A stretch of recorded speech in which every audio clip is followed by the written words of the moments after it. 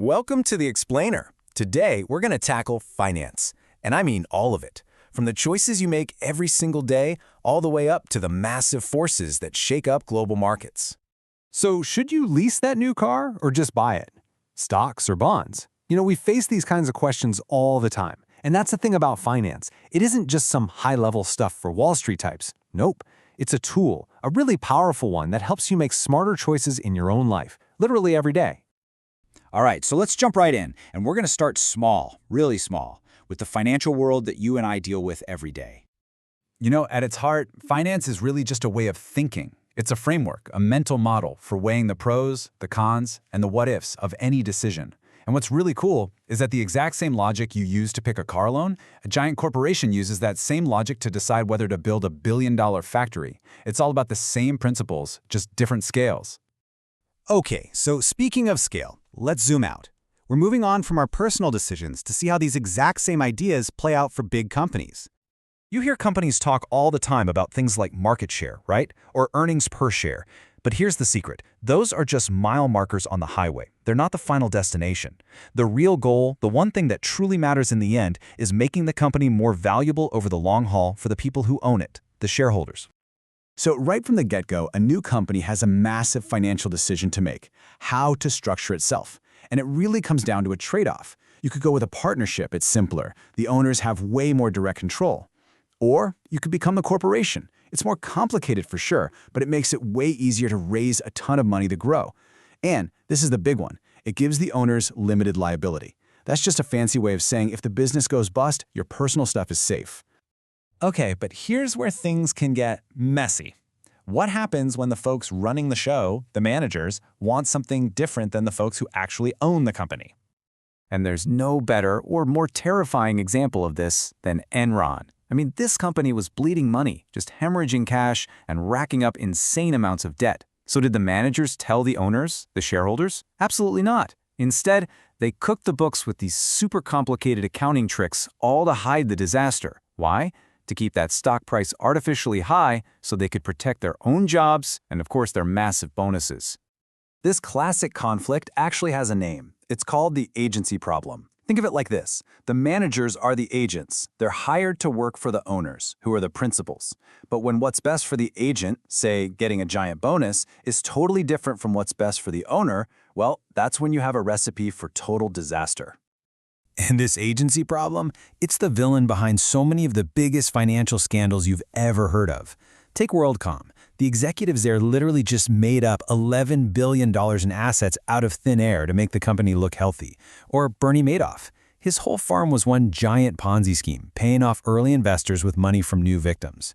It's just devastating what happens when the watchdogs aren't watching and greed completely takes over. So to stop this kind of thing from happening, we have something called corporate governance. It sounds complicated, but it's really just the whole system of rules and practices, the laws, the regulations, the ethics that are supposed to keep companies honest. It's all about protecting investors and making sure the people in charge are playing fair. All right, let's pull the camera back one last time. We've gone from your wallet to the corporate boardroom, and now we're going to look at the big picture, the huge economic forces that impact every single one of us. If you open up an economics textbook, you'll see this picture of how an economy is supposed to work. It's this beautiful, smooth wave. You get a period of growth, it hits a peak, then a nice, gentle dip, and then it starts all over again. It looks so predictable, so clean.